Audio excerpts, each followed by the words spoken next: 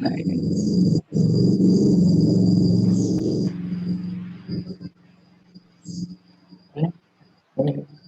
Ini ya. Iya.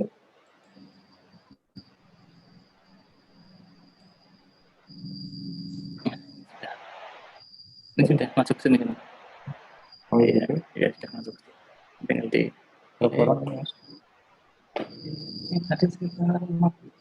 Baru masuk sekitar 50-60.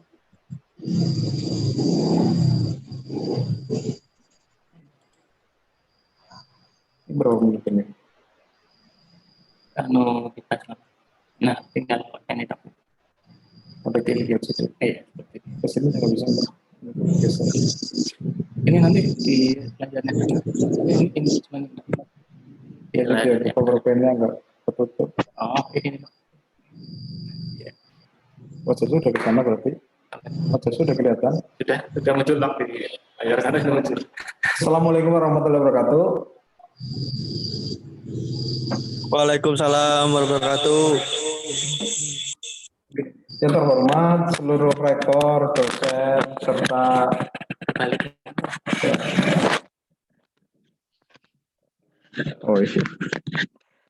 terhormat seluruh rektor, dosen, serta calon alumni STT Wibarotomo Purwokerto.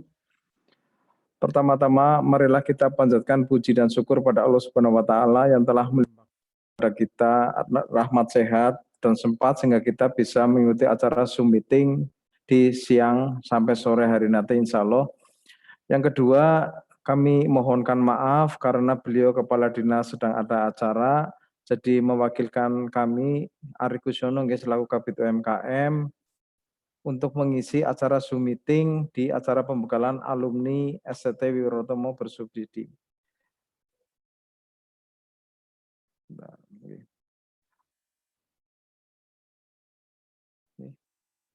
Bapak Ibu sekalian, materi yang akan kami sampaikan memang agak berat, artinya bagaimana membangun startup ataupun mencari peluang kerja di era pandemi.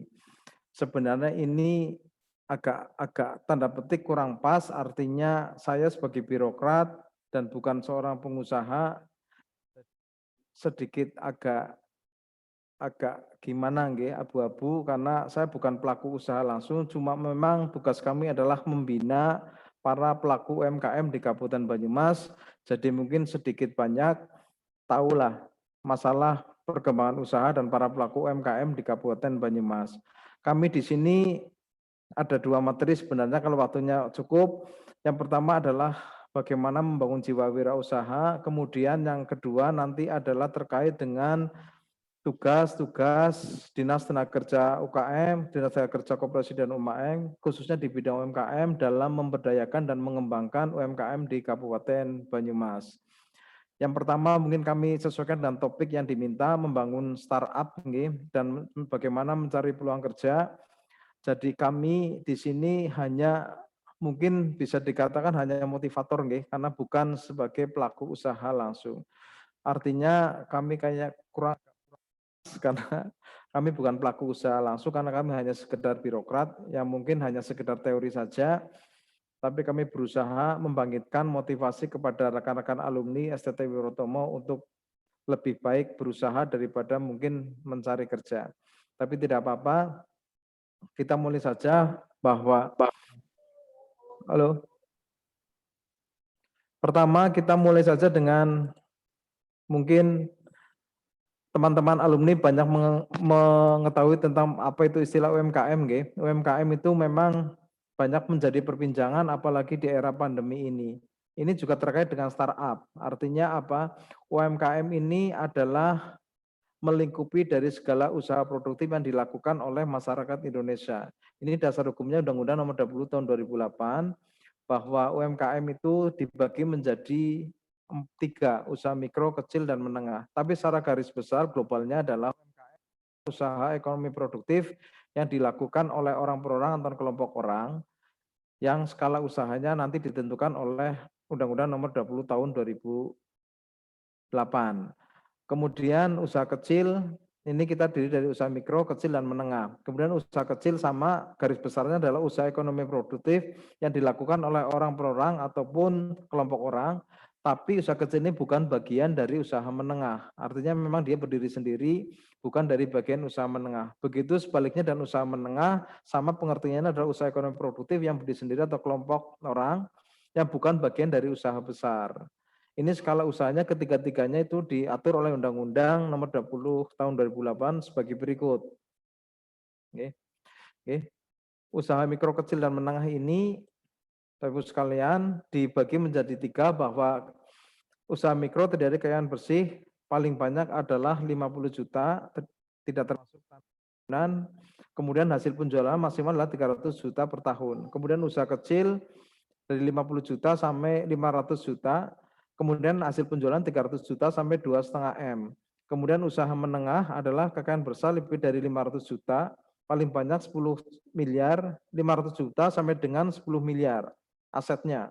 Kemudian hasil penjualan tahunan adalah lebih dari 2,5 miliar sampai dengan 50 miliar.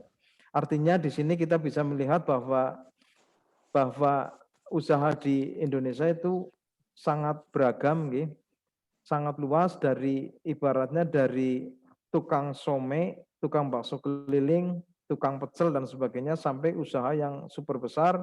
Mungkin Rita Supermall pun mungkin masih masuk ke UMKM, usaha menengah.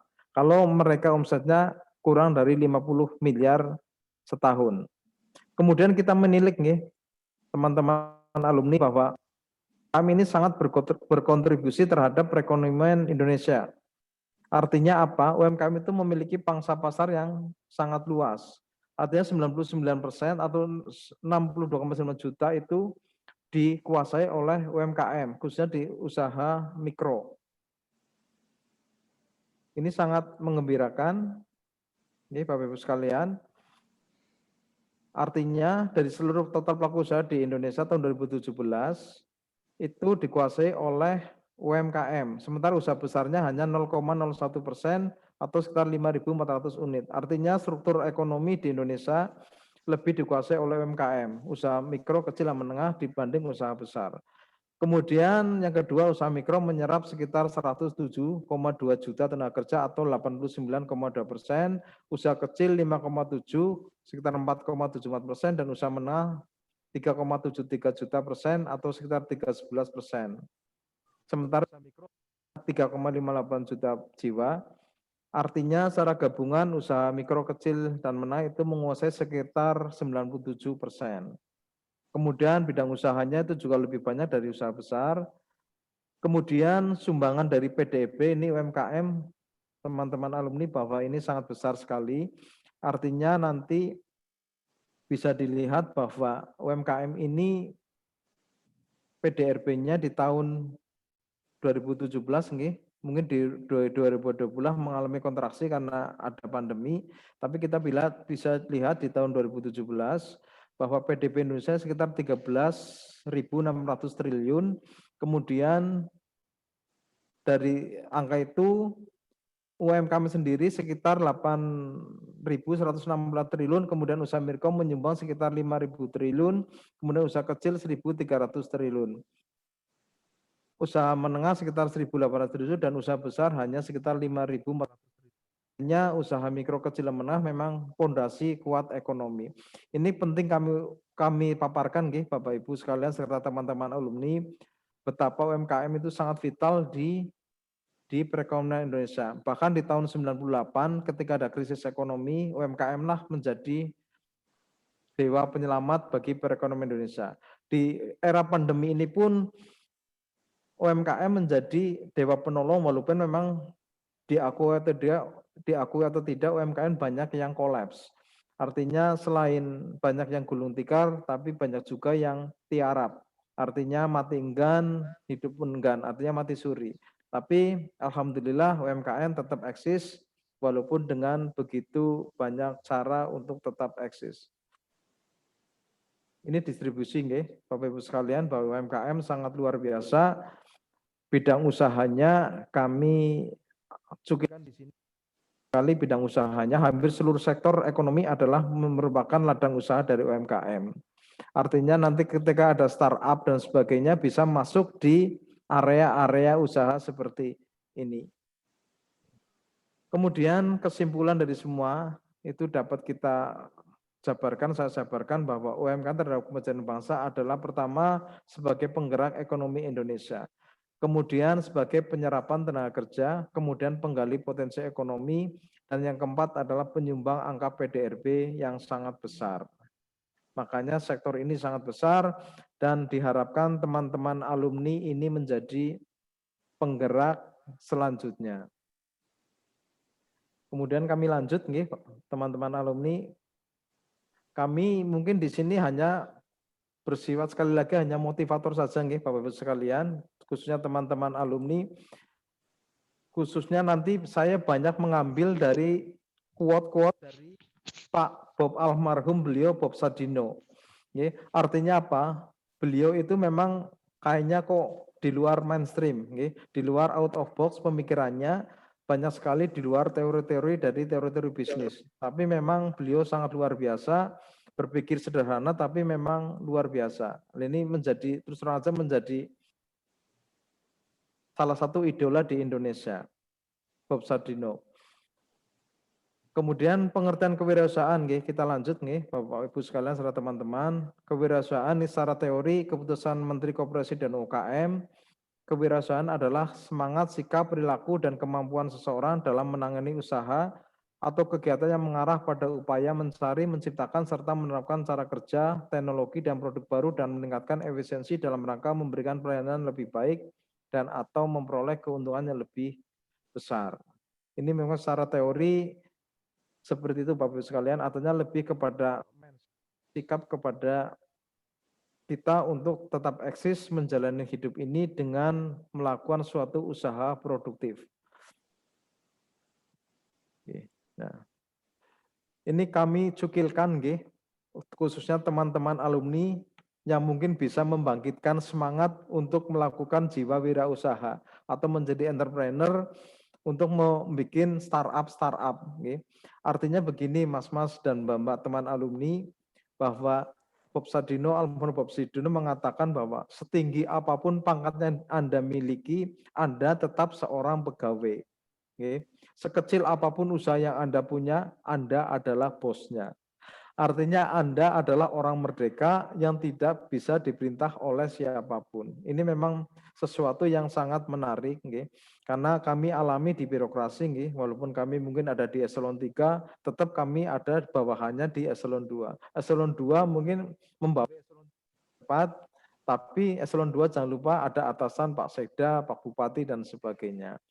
Ini menjadi menarik, khususnya teman-teman alumni untuk terjun di bidang usaha. Artinya apa? Kalau jenengan punya usaha sekecil apapun, Anda adalah bos. Ini Anda adalah bos, artinya bahwa Anda bisa bergerak sesuai passion Anda, bisa bergerak sesuai waktu yang Anda miliki, dana yang Anda miliki, manajemen yang Anda miliki, itu adalah bebas Anda bergerak.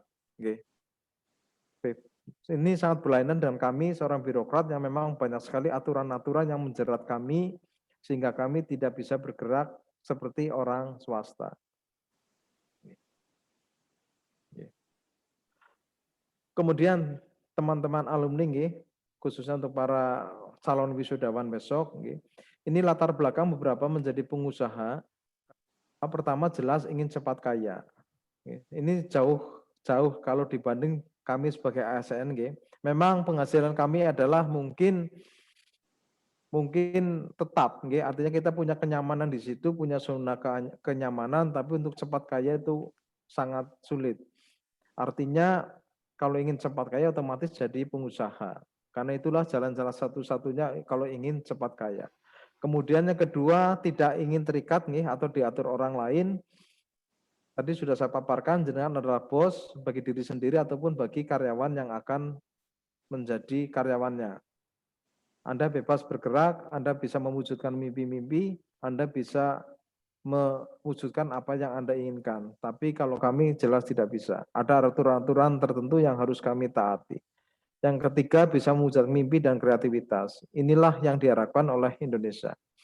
Kemudian yang menarik, keadaan kepepet terdesak nggih, banyak terjadi di saat pandemi ini. Banyak karyawan-karyawan yang di PHK, dirumahkan dan sebagainya, akhirnya beralih menjadi pelaku UMKM. Kebanyakan memang di sektor-sektor yang cepat, artinya mereka lebih kepada misalnya usaha di bidang di reseller.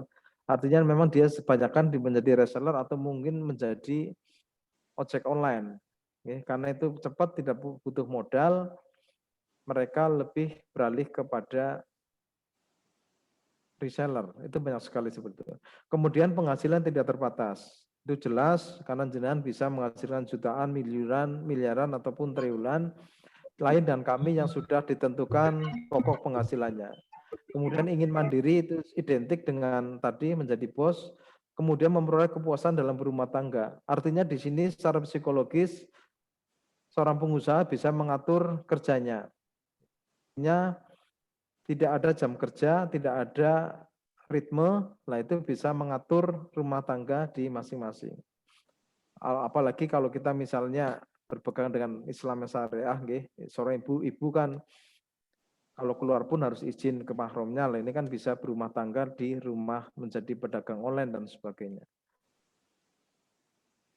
Kemudian ini Bapak Ibu sekalian, Mas Mbak, alumni, ini fenomena unik yang kami rangkum, ternyata bagaimana yang fenomena terjadi di Indonesia ataupun di dunia.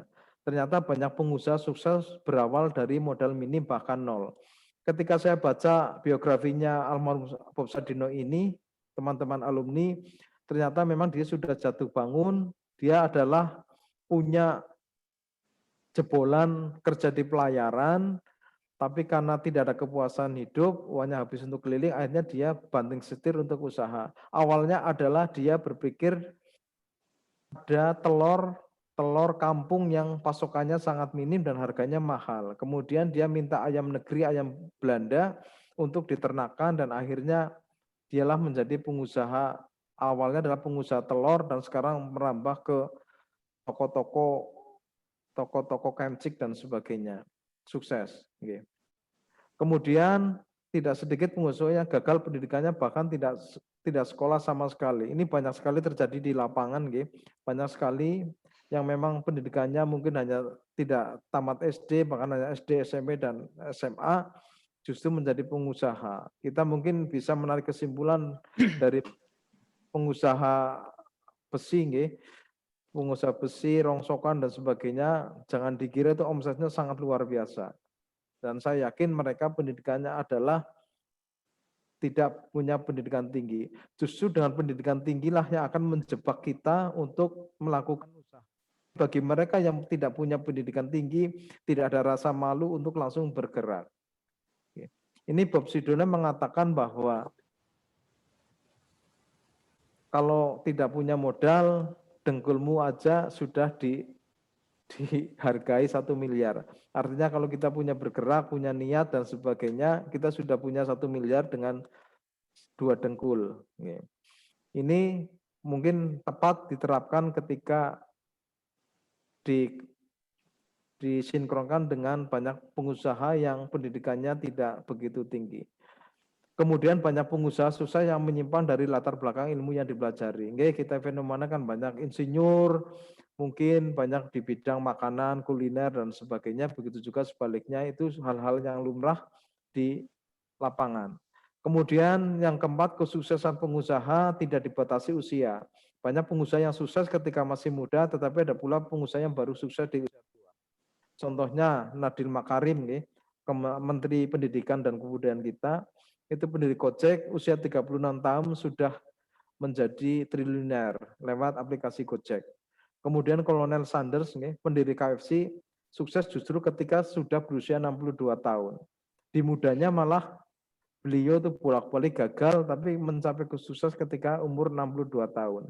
Artinya, bisnis ini kita bisa mulai dari nol ataupun usia muda sepanjang kita ada kemauan.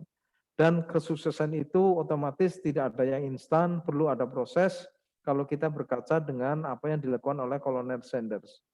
Mungkin kalau orang China bilang mungkin ada hoki di sini, mungkin dia ketemu di usia muda sudah ketemu jalan, otomatis dia bisa sukses. Tapi kayak Kolonel Sanders, pendiri KFC itu adalah sesuatu yang lain. Baru di usia tua baru sukses sendirian KFC. Kemudian Jack Ma, Jack Ma itu kan saya juga ketawa melihat komentarnya bahwa dari sekitar 40 pelamar di KFC, dia hanya sendiri yang ditolak. Tapi apa selanjutnya ternyata Jack Ma ini pendiri Alibaba, ternyata justru sukses ketika dia sendiri ditolak menjadi pegawai KFC. Sekarang menjadi taipan atau pengusaha di pemasaran online lewat aplikasi Alibaba.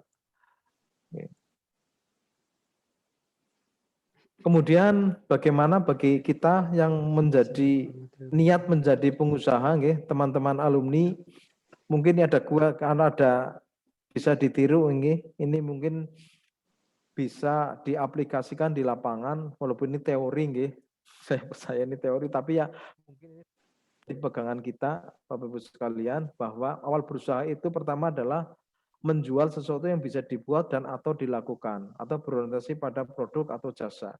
Artinya ada produk dan jasa yang bisa kita buat atau jasa yang bisa kita lakukan, dan ini bisa kita lihat mungkin sambil merenung, apa yang bisa kita buat, apa yang bisa kita lakukan. Nah, inilah menjadi awal usaha kita. Kemudian kedua, membuat dan atau melakukan sesuatu yang bisa dijual, berorientasi pada pasar. Ini hal kedua ini memang agak ambigu. Artinya ada seorang pengusaha yang kami lakukan diskusi, justru dia mulai usaha ketika sudah tahu pasarnya. Artinya dibalik, justru ada dibalik, artinya ada poin pertama, itu membuat dulu baru dijual. Tapi ada juga pengusaha yang baru bergerak ketika dia sudah tahu betul ada pasar untuk barang tertentu. Ini dia baru bergerak. Ini silakan saja mungkin teman-teman atau mas-mas alumni besok, ini bisa dilihat aja dua cara itu. Kita melihat pasar, oh ini pasar butuh ini, kita bergerak di situ. Kemudian yang ketiga, kombinasi dari keduanya dengan mengoptimalkan potensi ada secara cermat. Artinya ada kalkulasi tersendiri, mungkin pasar butuh ini, tapi juga sementara kita bisa buat produk atau jasa ini, mungkin ada pasar dua yang bisa kita masuki. Silakan saja. Kemudian yang keempat, memetakan pasar konsumen secara benar atas barang jasa yang akan dijual. Ini jelas karena agar kita tidak salah langkah untuk memulai usaha. Lanjut. Nah, ini kami dari webinar UGM, kami dapat satu masukan yang sangat berharga dari salah satu pelaku usaha bidang kuliner, yaitu beliau Pak Ali Uyanto SE. Artinya dia memulai usaha itu pertama harus ditanamkan dana terlebih dahulu. Ini juga harus diperhitungkan secara matang karena harus disesuaikan dengan jenis dan ukuran usaha yang diterjuni. Mungkin step by step, tidak harus langsung besar, mungkin harus baru kecil-kecilan dulu, nanti menengah baru besar. Ini yang harus dimiliki oleh seorang entrepreneur. Kemudian skill atau kemampuan. Ini sebaiknya terjun di bidang yang dipelajari atau dikuasai agar mudah dalam menjalankan usahanya nantinya. Ini jelas, artinya apa? Kalau kita sudah punya skill dan yakin bisa eksis di bidang itu, otomatis kita akan eksis dan mungkin bisa lanjut menjadi lebih besar usahanya. Kemudian kemampuan manajerial, ini jelas, karena apapun kita yang lakukan sebenarnya di kehidupan ini harus mempunyai kemampuan manajemen, apalagi di kemampuan manajemen usaha, ini penting untuk dimiliki dalam hal mengelola keuangan, produk, pemasaran maupun operasional usaha. Jelas ini harus dikuasai betul, usaha kita kecil. Contohnya saja, di usaha kecil yang memang menjadi keberatan kami di usaha mikro, kebanyakan para pelaku UMKM ini belum mempunyai kemampuan manajerial. Ini sangat bisa kita ambil contohnya, sangat sederhana tapi memang sangat fatal. Artinya apa? Ketika ada uang yang sebenarnya untuk usaha, kebanyakan malah mereka ambil untuk konsumsi sehari-hari. Mungkin karena memang pemasukannya kecil sehingga otomatis dana yang untuk usaha mereka pakai untuk konsumsi sehari-hari. Otomatis modal yang digunakan lambat laun akan habis dan usahanya akan habis. Ini menjadi keberitaan kami di bidang UMKM. Kemudian kemampuan manajerial karena kebanyakan pelaku usaha mikro adalah perorangan, akhirnya apa? Ketika pemiliknya sakit ataupun tidak berdaya, otomatis usahanya juga sakit atau tidak berdaya. Ini juga perlu dipecahkan karena memang sangat memprihatinkan. Kemudian yang keempat, pengalaman sebelum buka usaha, otomatis ini juga sebagai apa ya? Sebagai kaca spion lah. Artinya ketika sudah punya pengalaman, kita punya pengalaman begini-begini, otomatis lebih mudah untuk menjalankan ke depannya. Kemudian yang kelima, kemampuan negosiasi atau meyakinkan mitra bisnis ataupun konsumen. Ini jelas karena ini otomatis adalah dua hal yang pasti akan bertemu di perjalanan usaha kita. Mitra bisnis otomatis terkait dengan mungkin pasokan modal, pasokan distribusi, mungkin laba dan sebagainya.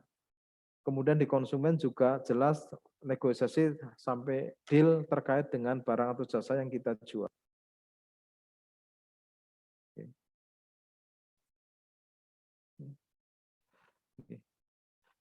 Ini beberapa tips yang kami ambil nih dari beberapa literatur juga dari teman-teman UMKM, kami sharing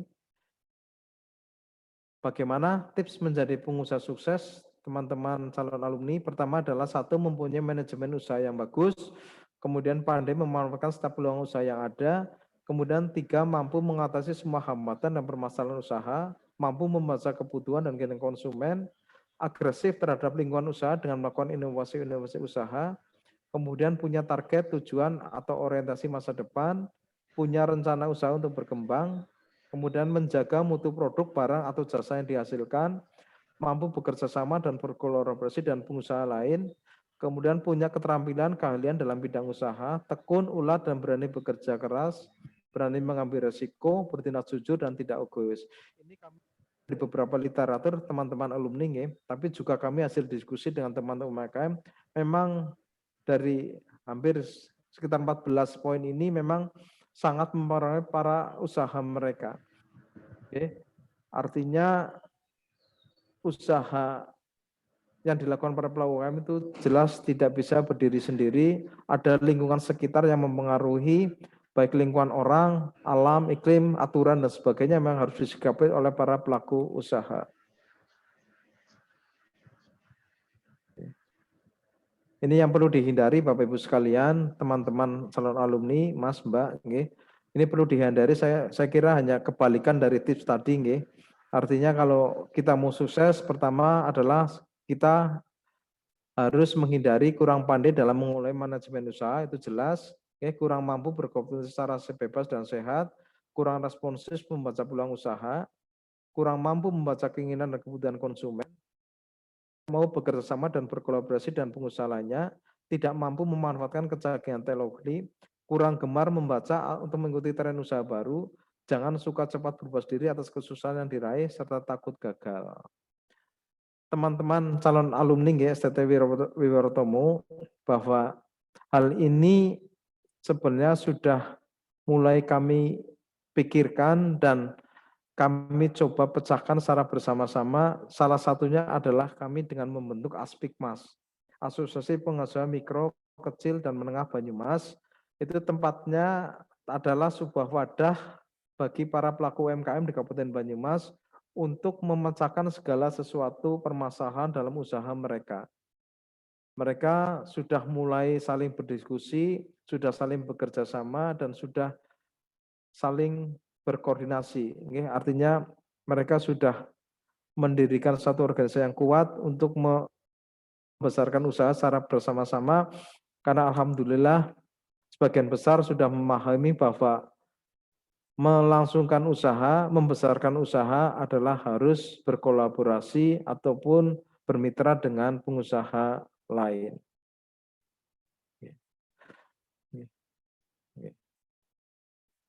Saya kira kesuksesan hampir sama dengan tadi ya, tips-tips saya kira itu. Kemudian ini saya cukilkan dari quote dari Pak almarhum Bob Sadino. Oke.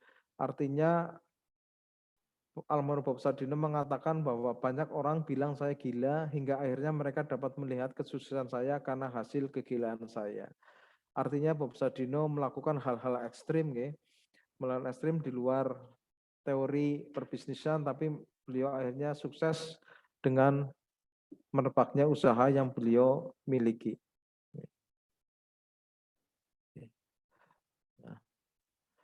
Nah ini Bapak-Ibu sekalian, peluang kerja atau usaha pasca pandemi COVID-19.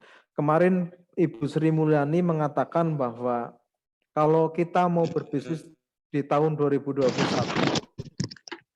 Ibu Sri Mulyani memberikan clue sektor-sektor yang bisa dimasuki untuk usaha. Yang pertama adalah kuliner atau makanan minuman, kemudian pariwisata atau traveling, kemudian perhotelan, kemudian restoran, kemudian event organizer. Artinya di sini hal menarik event organizer karena ada pandemi ini, event organizer itu harus bisa mengkombinasikan acara yang bersifat fisik atau pertemuan langsung dengan Zoom. Misalnya ada acara perkawinan, mungkin undangannya 500, 100 adalah fisik di hotel, yang 400 adalah di lewat Zoom. Ini menjadi menarik. Kemudian yang 6 adalah pemberian pelatihan. Ini menjadi hal yang baru, fenomena baru gara-gara pandemi adalah bisnis pemberian pelatihan atau coaching klinik secara virtual. Ibu Sri Mulyani merangkum dari ke-6 kegiatan sektor usaha yang akan booming di tahun 2021 ini, karena beliau merangkum hal ke-6 inilah yang menjadi keinginan masyarakat selama pandemi. Artinya hal-hal yang dilakukan ini selama pandemi tidak bisa atau tidak leluasa untuk dilakukan. Ketika orang jajan, kuliner dan sebagainya masih ada ketakutan. Orang plesir, orang traveling ada ketakutan. Hotel, restoran ada ketakutan. Event organization, pelatihan ada ketakutan karena ada kerumunan massa, ada COVID. Akhirnya di tahun ketika nanti COVID berakhir, otomatis sektor ini akan tumbuh.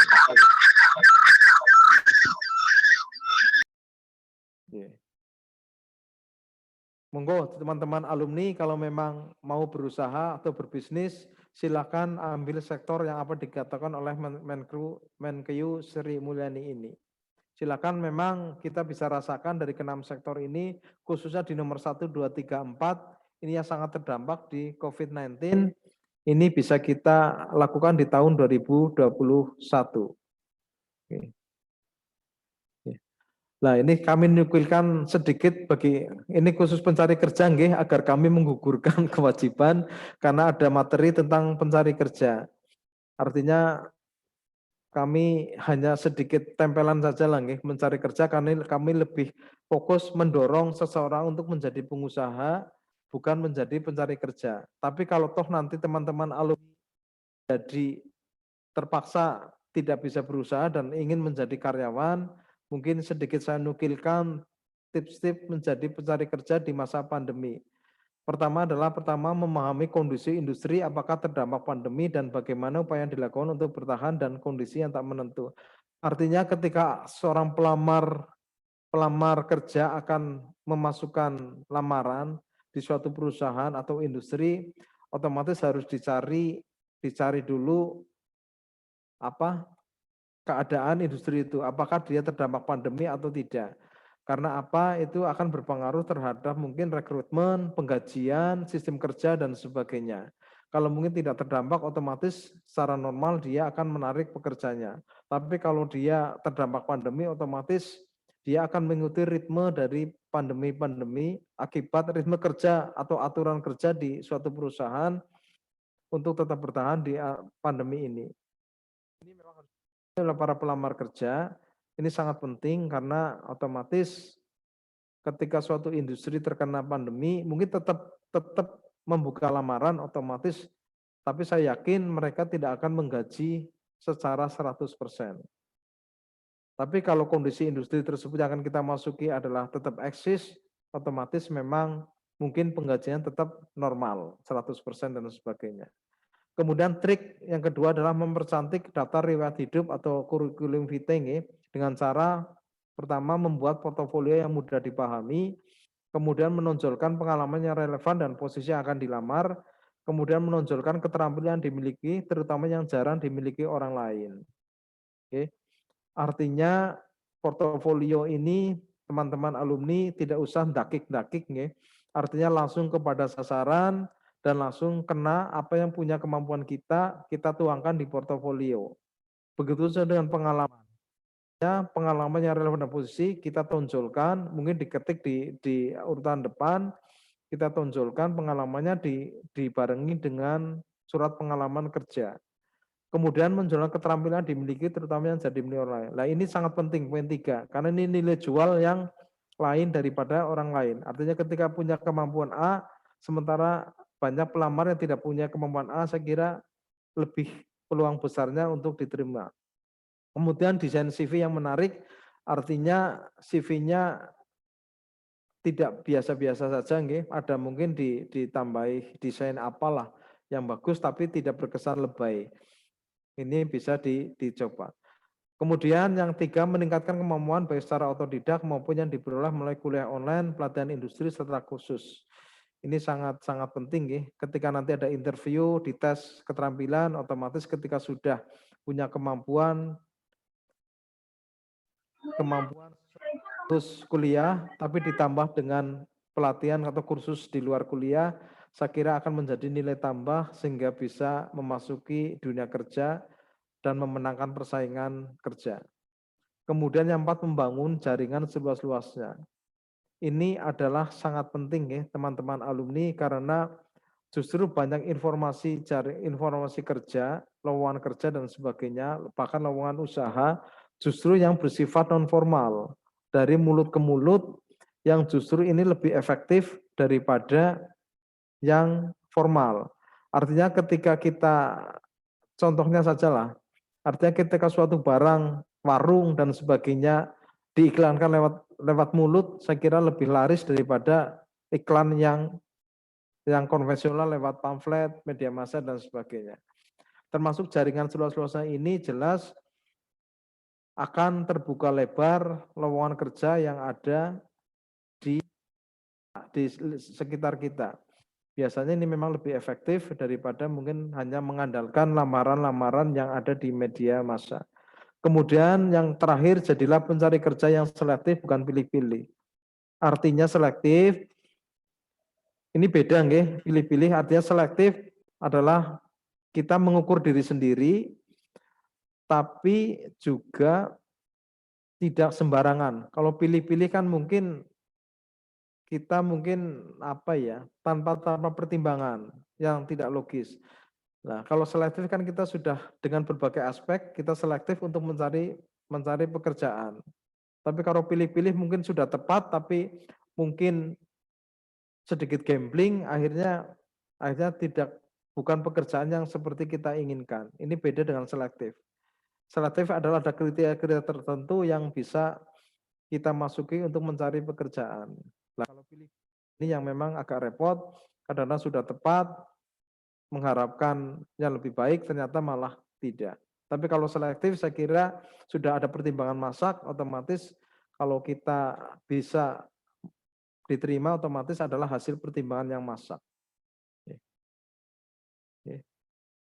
Saya kira itu saja teman-teman alumni, serta Bapak Ibu Rektor dosen dari STTW Wertomo, sedikit yang bisa kami paparkan terkait dengan mungkin persiapan startup. Mungkin secara teknis kami tidak menguasai, karena kami sekali lagi hanya mungkin sebagai motivator saja di sini, agar teman-teman alumni saya kira lebih baik untuk berusaha punya usaha sendiri, pelaku UMKM, karena saya kira lebih bagus menjadi bos diri sendiri daripada menjadi karyawan.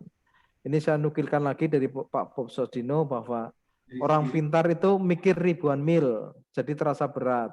Sementara saya nggak pernah mikir karena cuma melangkah saja. Ngapain mikir kan cuma selangkah. Artinya teman-teman alumni jangan terlalu banyak mikir. Kalau memang mantap ada usaha yang kita lakukan, langsung kita eksekusi saja. Dan kami di bidang UMKM siap untuk membantu usaha teman-teman calon alumni STT Wiber. Silakan datang ke bidang kami. Di bidang kami itu tugasnya adalah memang memberdayakan dan mengembangkan UMKM. Kami ada kegiatan pelatihan, promosi pemasaran, kemudian legalitas usaha, permodalan dan sebagainya, ada semua di tempat kami. Kalau jenengan punya usaha UMKM, silakan datang ke bidang kami untuk berkoordinasi, berkontribusi, mungkin ada banyak hal yang bisa kami bantu. Kemudian yang terakhir, kami juga sedikit tergelitik dengan omongan Pak Bob Sadino, bahwa pertama orang pintar belajar keras untuk melamar pekerjaan, sementara orang tanda petik nyun sewu goblok berjuang keras untuk sukses dan bisa melamar kerja. Artinya monggo ini hidup adalah pilihan, kita mau menjadi apa adalah kita sendiri yang menentukan. Mau jadi pengusaha atau karyawan biasa, silakan saja. Ada di tangan kita semua, ada di tangan Mas dan Mbak calon alumni STT Wiwiroto Purwokerto. Saya kira itu saja paparan singkat dari saya, dari perwakilan Dinas Tenaga Kerja, Koperasi dan UMKM.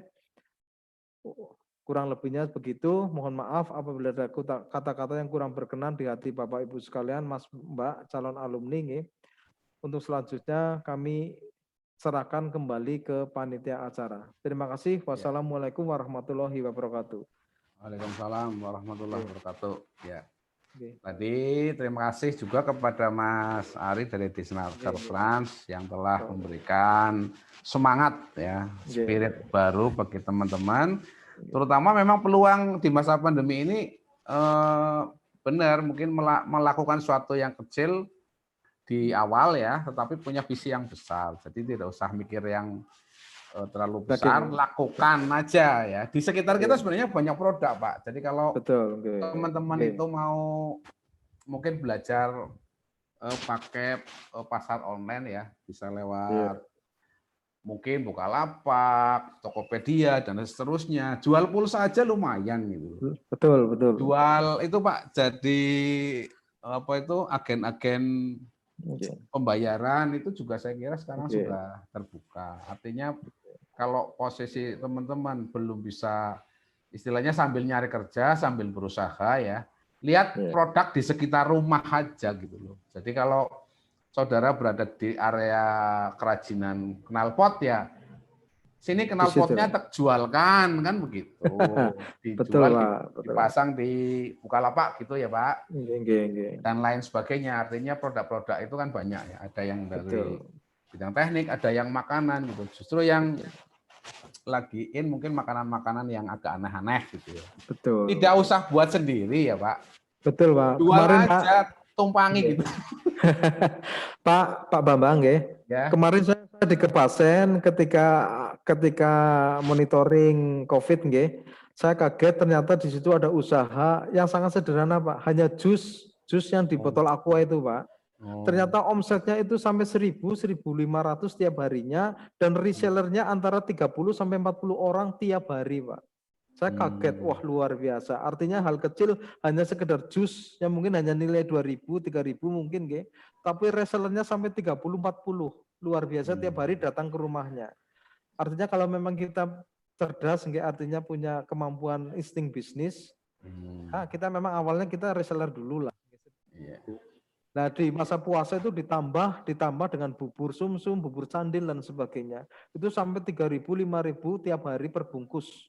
Resellernya lebih banyak lagi. Artinya ini memang perlu usaha-usaha. Sebenarnya kalau kita mau bergerak, saya kira banyak peluang di sekitar kita. Begitu Pak, monggo. Jadi mungkin alternatif lainnya gini, bagi teman-teman yang dekat bengkel, itu terutama bengkel mobil apa-apa gitu ya, kan sekarang ada jasa pembelian part online misalkan, nah itu udah masalah itu mulai menjualkan produk orang lain, otomatis kalau dikirim kan ada ongkir, nah itu daripada ongkirnya dibawa Gojek, lah saudara mengumpulkan produk dijual ongkirnya untuk usaha. Artinya usaha dari produk yang nggak usah jauh-jauh ya, yang ada di depan mata kita aja barangkali jadi alternatif teman-teman untuk untuk belajar ya berusaha. Monggo kalau ada dari teman-teman yang mau bertanya pada hal lain terkait dengan posisi Dinas Tenaga Kerja, silakan. Misalkan tentang peluang kerja, websitenya di Snaker, kalau misalkan mau memberi informasi pekerjaan di mana, monggo disampaikan Pak Ari. Oh, ya, bentar. Ada di Snaker Cup, nggih, di Snaker Cup UKM cup.co.id, nggih. Ada semua di situ. Nanti kami karena bukan bidang kami, nggih. Saya tanyakan sebentar, nggih. Takut salah, nggih. Bentar nanti tekan, nggih.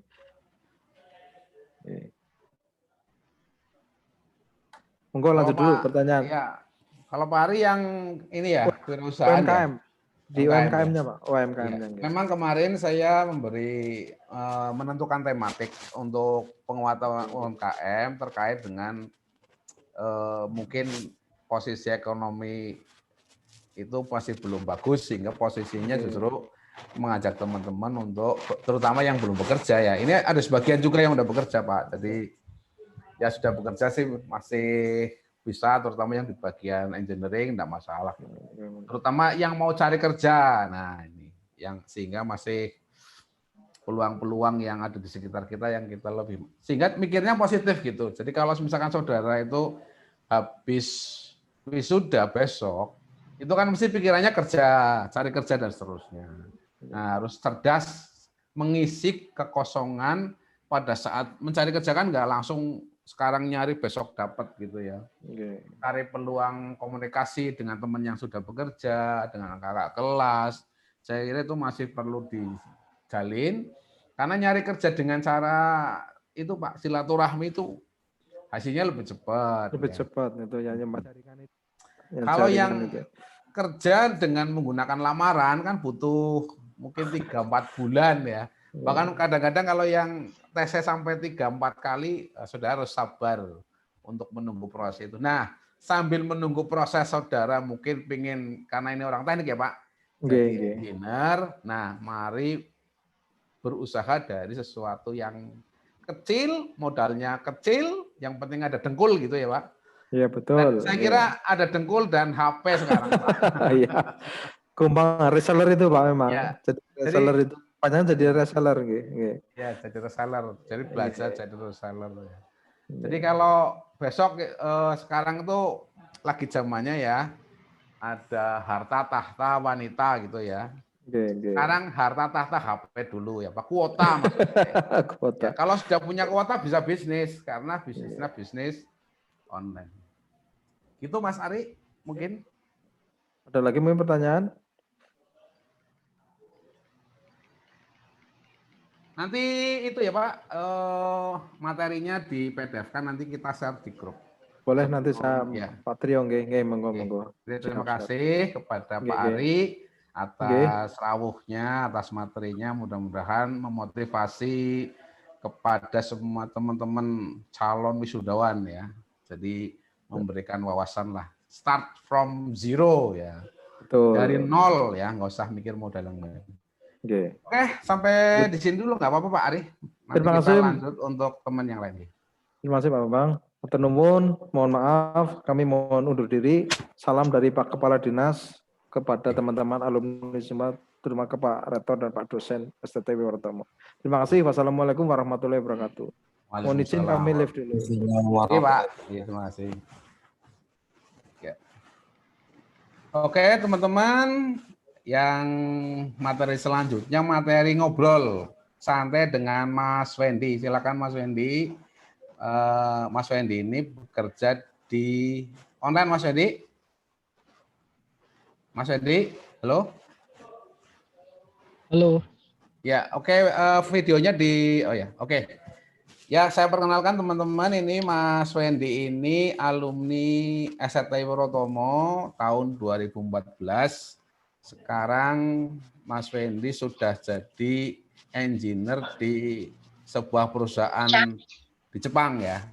Dan nanti kita sharing-sharing kepada kalau mukanya yang pas-pasan, kulit lu putih jadi hitam gimana? Ya Mas Marifat. Makanya aja, nggak usah ngomongin orang. Oke. Ya, Mas Marudut, itu HP-nya di Cantik sih. Saya hitam. Kulit putih. Coba kalau mukanya yang pas-pasan, kulit lo putih jadi hitam gimana? Cool kan? Makanya ngaca, gak usah ngomong. Mas Marudut lagi lihat ini ya, sinetron ya. TikTok kan bokok Bang. Hah? TikTok. TikTok aja jangan kenceng. Aja guyu Ci Saru. Ya Bapak Bang. Oke, ya kita lanjut kepada Mas Wendy. Silakan untuk ngobrol-ngobrol dengan adik. Ini adik ya, bagi yang sudah kakak kelas, yang sudah usianya kakak-kakak dan lain-lain ya, sharing aja biar tahu dunia kerja di Jepang. Silakan Mas Wendy untuk memberikan pengalamannya. Oke, halo cek, masuk. Halo, assalamualaikum warahmatullahi wabarakatuh. Selamat sore ya, selamat sore semuanya. Buat teman-teman yang ada di Indonesia, khususnya di Purwokerto. Ya, perkenalkan dulu. Perkenalkan saya Suwendi, alumni STT Worotomo angkatan tahun 2014 ya. Jadi udah 6 tahun lah. Nah, untuk kebetulan saat ini saya lagi bekerja di Jepang. Itu tepatnya di Prefektur Okayama. Dan di sini itu saya sebagai engineer. Ya, sebagai engineer. Dan ini udah tahun ketiga saya di sini. Dan ya mau sharing ya. Sesuai dengan tema atau sesuai yang udah dipaparkan tadi sama Pak Bambang juga, kita akan sharing-sharing tentang kerja di Jepang gitu.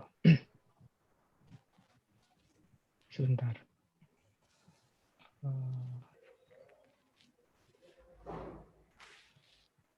Oke.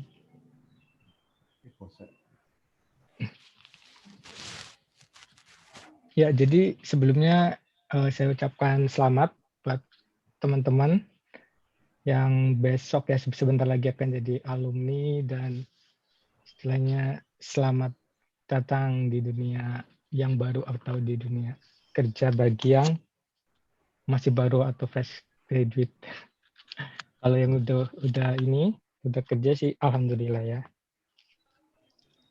Dan di sini oke, jadi gini dulu. Mungkin agak gimana ya? Mungkin agak asing ke dalam artian karena nggak halo. Oh iya. Ya, santai aja Wen. Iya Pak, bentar. Ada speednya. Ya, jadi untuk untuk di Jepang ini itu ada banyak option ya, terutama untuk kalian teknik mesin atau ya untuk lulusan teknik itu di sini sebenarnya sangat banyak atau peluangnya besar lah untuk kalian yang lulusan teknik atau apalagi yang teknik industri. Terus ya terutama teknik industri lah ya, untuk teknik permesinan dan otomotif juga bisa. Nah, untuk proses ke sini itu kalian ada 2 jalan, yaitu bisa dengan cara negeri atau cara swasta. Kalau misal cara negeri itu ada jalur IM ya, atau International Manpower Development Organization, atau bisa lewat swasta yaitu lewat SO, Sending Organization. Nah, kalau kebetulan saya sendiri lewat swasta. Nah, kalau untuk lewat swasta itu ada kurang lebih prosesnya sama. Jadi dimulai dari kalau untuk pertama itu ya kalian bisa namanya itu ini praseleksi atau pendidikan praseleksi. Kalian bisa masuk ke LPK yang ada yang sudah terdaftar ya, terutama sekarang udah banyak banget LPK yang bekerja sama SO atau IM untuk nanti sebelum seleksi mereka itu biasanya saling sudah terikat, jadi mereka hanya mempersiapkan praseleksi. Nah, di praseleksi itu nanti kalian belajar fisik. Pertama itu fisik, terus bahasa Jepang itu baru bersifat dasar. Nah, habis itu cuma medikal itu aja sih. Nanti setelah misalkan kalian udah melalui tahap itu, baru biasanya dari IM Jepang atau dari SO yang terdaftar itu nanti misal ada seleksi atau ada job untuk ke Jepang di bidang ini nanti kalian bisa ikut. Dan kalaupun misalkan lolos itu 3 bulan, ya kurang lebih 3 bulan pendidikan resmi sebelum berangkat. Nanti setelah visa turun baru kalian bisa berangkat gitu. Nah, untuk spesifikasi ya, untuk spesifikasi atau keahlian kalian yang sangat dibutuhkan di sini itu, ya ini syarat dasar sih, syarat dasar untuk yang teknik terutama itu harus memiliki kalian satu AutoCAD. AutoCAD pasti ini ya udah bisa semua lah insya Allah. AutoCAD dan CAD/CAM. Karena ini juga kan 2 mata kuliah ini juga pasti ada kan di kampus kita. Jadi ini tuh udah sangat mendukung banget buat kalian memenuhi persyaratan pertama. Gitu sih. Jadi yang paling penting ya AutoCAD sama CAD/CAM. Kalau kalian ingin kerjanya di industri kayak saya sekarang ini kan saya di divisi CNC bubut. Jadi di sini kerjanya CNC bubut. Nah, dan dulu pas waktu pertama seleksi pun seleksi bubut. Jadi AutoCAD cuma pas interview itu bisa AutoCAD dan CAD/CAM bisa. Nah, yang utamanya itu praktek. Jadi saya pas seleksi dulu juga praktek bikin benda kerja gitu. Dan dari ada job setnya, ada ini bikin benanya, dan kalau misalkan ini harus bisa gitu. Kalau mau jadi engineer ya untuk ini. Nah, terus juga ada las. Di sini juga ada las. Jadi ada las, ada press. Jadi banyak opsi lah, banyak pilihan untuk kalian para teman-teman yang mempunyai minat atau keinginan kerja di Jepang gitu. Rangga mlebu.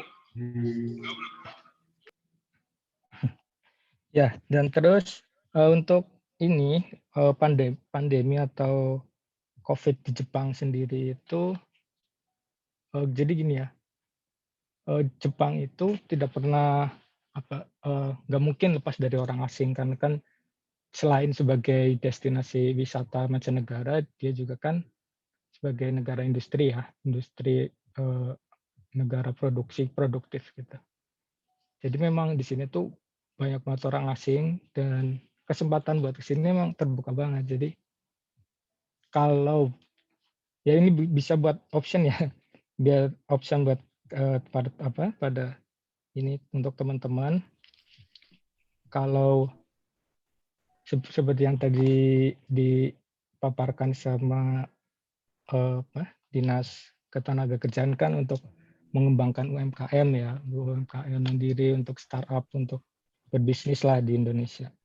Nah, ini salah satu option lah untuk teman-teman yang masih bingung untuk mau usaha atau mau bekerja, ya ini salah satu option untuk kalian. Untuk bagi saya sih untuk mencari ya pengalaman, ilmu, ya otomatis dapat ilmu baru, terus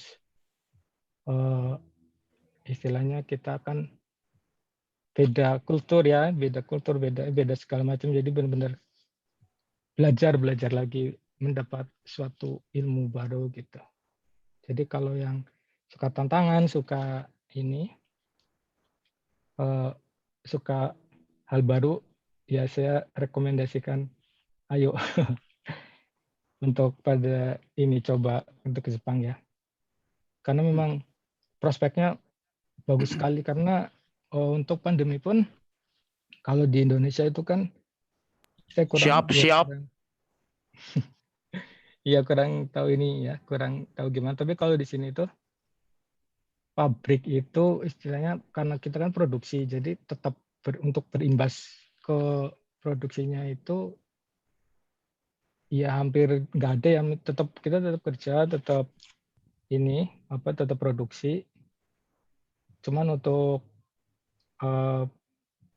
jobnya itu ya cuman agak menurun di jam kerja aja, cuma untuk industrinya terus beroperasi gitu. Jadi sangat terbuka sekali buat teman-teman yang akan ke sini gitu. Apalagi kemarin per November itu penerbangan juga sudah mulai dibukakan untuk ke Jepang. Jadi memang sudah mulai masuk tenaga kerja baru kayak anak-anak magang juga, engineer juga, perawat juga ada. Banyak ininya ya. Nah, terus banyak peluang sekali ya.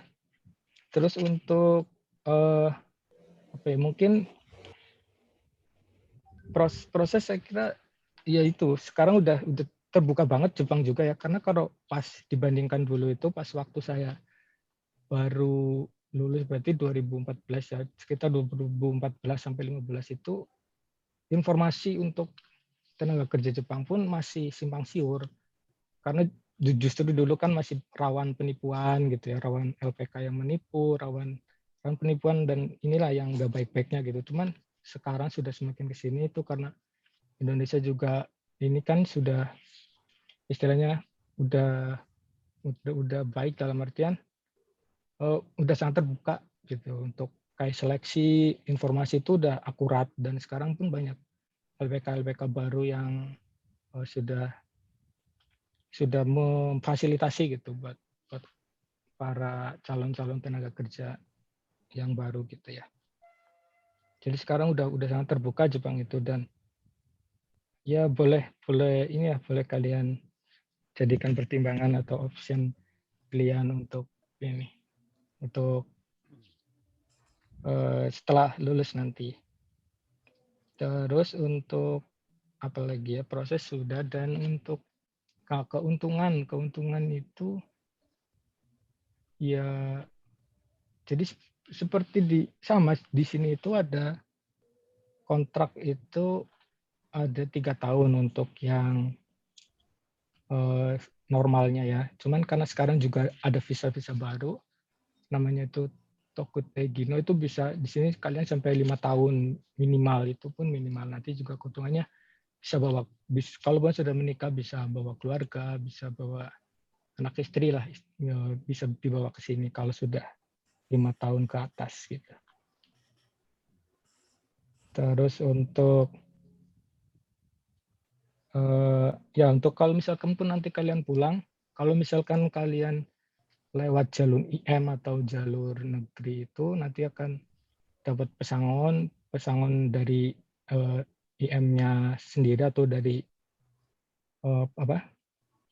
dari negerinya, terus dapat pensiun dari pabrik kalian juga. Tapi untuk kalau kalian melalui SO atau swasta itu cuma hanya dapat uang pensiun dari pabrik. Seperti itu sih. Kalau informasi yang secara langsung bisa diakses ada nggak, Pen? Maksudnya misalkan posisi job di Jepang, tetapi teman-teman ini bisa ngerti, atau misalkan kamu bisa bantu untuk memberikan informasi peluang-peluang posisi kompetensi apa yang ada di sekitar perusahaanmu yang bisa diakses oleh teman-teman, mungkin bisa lewat kampus atau gimana. Yang penting yang dapat, artinya misalkan begini, bisa nggak ke Jepang tanpa harus melalui LPK, tetapi misalkan mahasiswa atau lulusan ini sudah punya kemampuan mungkin bahasa Inggris atau bahasa Jepang, itu ada minimalnya nggak? Oh iya, untuk bahasa sendiri, ya kalau untuk bahasa Inggris nggak ada ininya sih, maksudnya nggak terlalu ada apa. Kalau misal untuk bahasa Jepang itu kalian harus minimal N4 ya. N4 itu istilahnya di sini sudah bisa berbicara sama ngapal-ngapal kosakata Jepang untuk umum gitu. Jadi memang itu syarat untuk sini pertama itu. Terus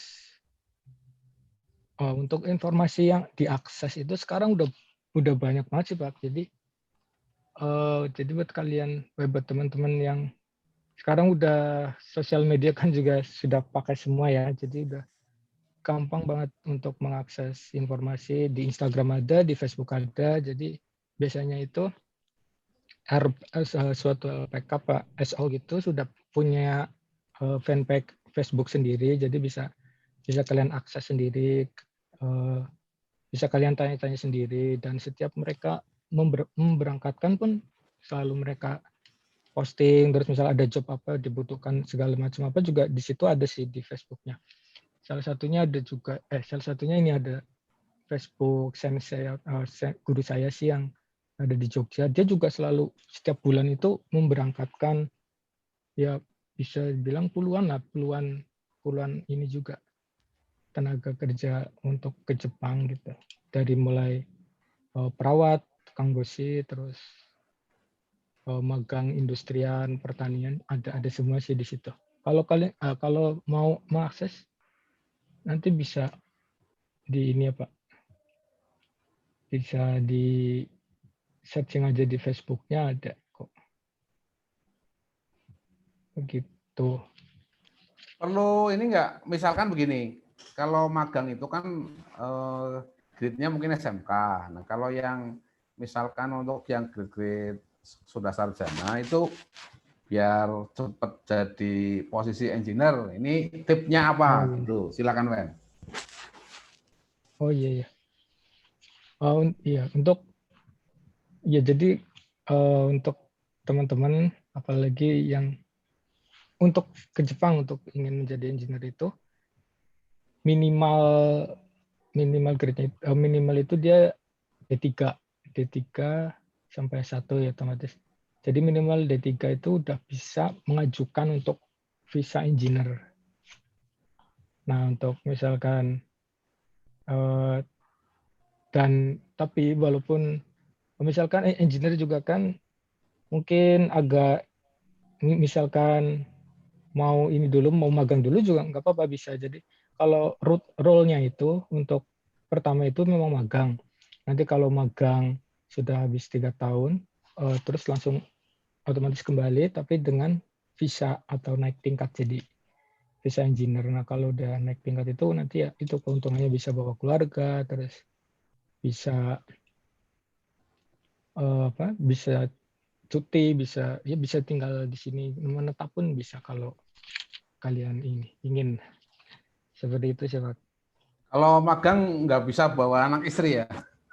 Iya, kalau untuk magang belum. Kalau magang itu 3 tahun karena kan kita istilahnya kayak terikat sih ya, magang kan ya magang, belum kerja, belum engineer, belum tenaga ahli, jadi masih dibatasi. Tapi ini untuk kan kayak Wendy kan nggak lewat magang lah, ini gimana nih biar teman-teman? Kalau saya kebetulan itu karena dulu dari senior ya, ada juga saya berangkat sama senior kita juga namanya Mas Firman, itu lulusan tahun kalau nggak salah 2010. Jadi dia itu pertama magang 3 tahun dengan itu ya, dengan syarat dia pas daftar magang itu dia pakai ijazah D3-nya. Jadi otomatis ijazah D3-nya itu kan sudah masuk ke imigrasi.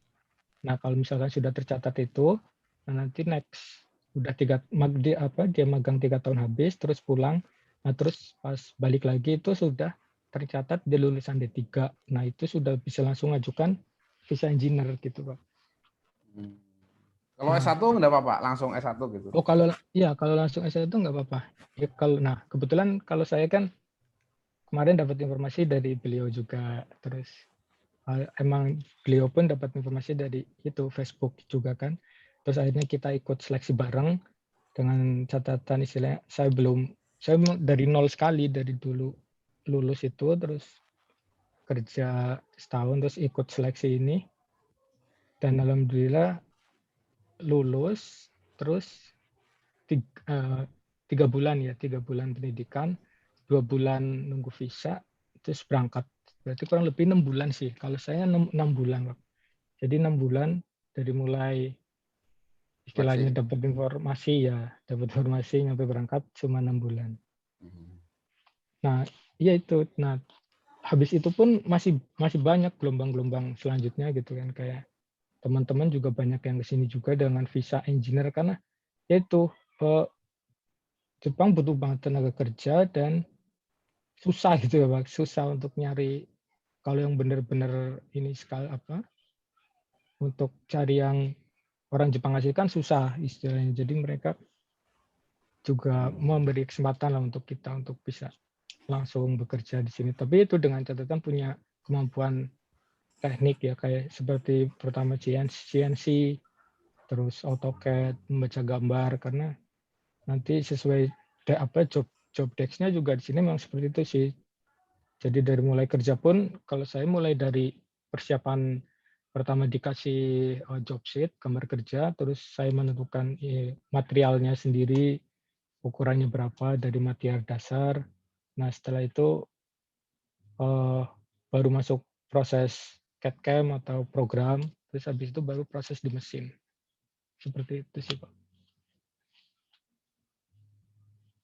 Jadi kalau level seleksi itu buat benda kerja seperti apa nih biar teman-teman tahu. Iya, kalau seleksi itu dasar banget Pak. Dasar banget malah ya, karena ya bubut bertingkat, jadi cuma bubut muka, bubut bertingkat sama bor. Oh ya sama ngebor. Sudah sih itu doang. Jadi yang perlu disiapkan bagi teman-teman yang mau ke Jepang, kompetensi yang utama ya, Wed ya. Jadi misalkan kita bisa nggak mungkin harus lewat ini penyelia itu. Misalkan seleksi langsung, walau misalkan ada seleksi di Jakarta gitu, bisa nggak langsung ikut tanpa ada penyelia kayak ada lewat agen gitu, bisa nggak? Oh iya, nggak bisa sih Pak. Karena memang kan kayak begitu seperti itu kan harus ada yang bertanggung jawab ya. Jadi kayak misalkan yang swasta itu kan lebih ke bosnya tuh langsung turun, langsung nemuin SO-nya ini, yang swasta ini, terus kayak saya butuh seperti ini, nah nanti kita otomatis harus daftar ke SO-nya itu paling. Oh iya. Dan SO-nya ya itu bukan informasi ini dibutuhkan seperti ini gitu. Bisa nggak seperti ini misalkan teman-teman itu kursus bahasa Jepang di sini gitu ya.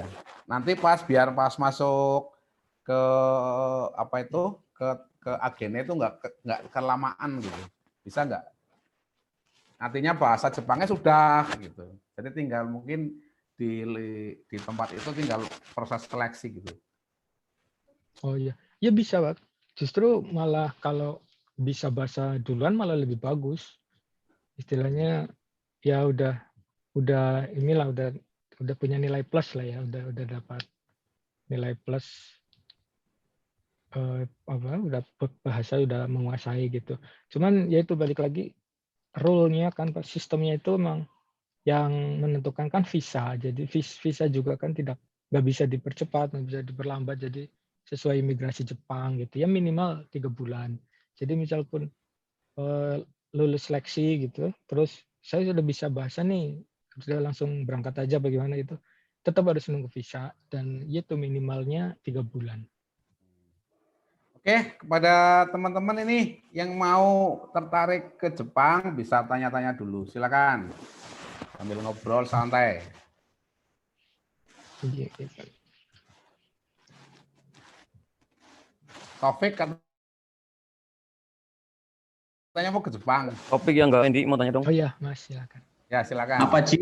Mas mau tanya kalau sekarang kan posisinya pandemi dari Jepang itu sendiri untuk warga Indonesia atau tenaga kerja Indonesia bisa masuk ke Jepang dengan seperti biasa atau enggak sih? Oh ya untuk ya.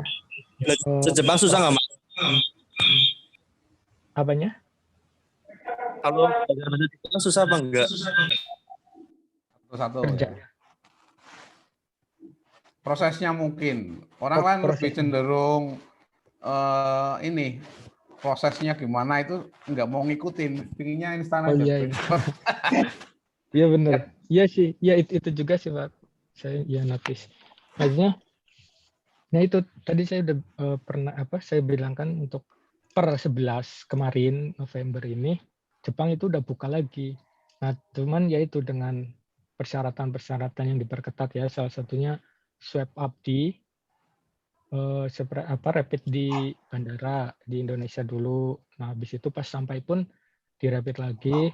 Terus karantina misalkan negatif dia karantina mandiri ya 2 mingguan juga sama di sini. Kayak teman saya juga kemarin baru berangkat juga dan ya 2 minggu sama 2 minggu di sini di karantina karena negatif ya. Cuman kalau positif ya mungkin dirawat gitu. Nah itu salah satunya itu tadi ada yang tanya tuh seleksinya susah apa enggak itu? Iya itu Pak saya mau bilang ini mungkin ya kan saya juga dulu gitu ya untuk pas bayangannya tuh kalau mau ke Jepang mesti pertama kan prosesnya ribet nih gitu kan terus lama gini gitu emang pasti pertama dipikiran gitu cuman setelah jalanin ternyata ya nggak gitu juga nggak nggak seribet yang diberitakan juga sih Pak. Soalnya pas saya masuk juga kan ada teman-teman tuh yang dari mana aja sih dari Sukabumi apa dari mana ya pas kita ngobrol juga gimana kamu berapa ini prosesnya berapa lama gini ya mereka juga kurang lebih 6 bulan itu karena mereka masuk LPK Pak. Jadi memang SO itu kan kerjasamanya sama LPK praseleksi jadi dia yang udah nyiapin fisiknya dulu biar pada lari segala macam fisik kuat terus habis itu kayak bahasa cuman baru kayak abjad dan setelah itu udah misalkan ada seleksi terus mereka diikutsertakan misalkan ntar yang kepilih mana lolos nah itu baru 3 bulan itu baru belajar yang beneran bahasa gitu Ngobrol ya iya bahasa ngobrol terus untuk kerjaan karena untuk kerjaan juga sama sih Pak kayak di pabrik Indonesia ya kalau misalkan yang kayak yang teman saya di press ya cuman kerjanya ya sama kayak istilahnya plug and play gitu aja kan cuman pasang star gitu las terus di CNC manuk gitu yang produksi massalnya juga ada jadi untuk kayak kerjaan sih sebenarnya di sini juga mudah dalam artian untuk kita ya kalau kita sudah basicnya teknik pasti ya insya Allah gampang gitu untuk